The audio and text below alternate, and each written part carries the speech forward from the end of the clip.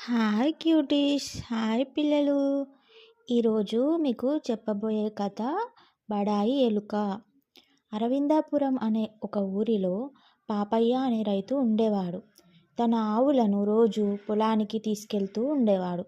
ఆ పొలం గట్టు మీద నివాసం ఉంటున్న ఎలుక కొన్ని పిల్లలను పెట్టింది. ఆ పిల్లలు ఒకరోజు పొలంలో గడ్డి మేస్తున్న ఒక ఆవును చూశాయి. అంతలో పెద్ద ఆవును చూసి భయంతో పరిగెత్తుకొని వెళ్ళి తల్లికి చెప్పాయి. అక్కడే ఉన్న మరో ఎలుక, ఏమిటి నాకంటే పెద్ద జంతువా అని ప్రశ్నించింది. చాలా పెద్దదని ఎలుక పిల్లలు చెప్పాయి.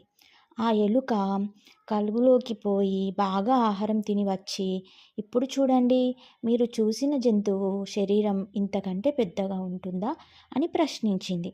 ఇంకా పెద్దగా ఉంటుందని జవాబిచ్చాయి. ఈసారి ఇంకా పెద్దగా కనిపించాలని ఇంకా ఎక్కువ తినేసరికి పొట్ట పగిలి అక్కడే చనిపోయింది. దీని నీతి ఏమిటంటే, తన తాహతకు మించి బడాయికి ఎవ్వరు కూడా పోరాదు.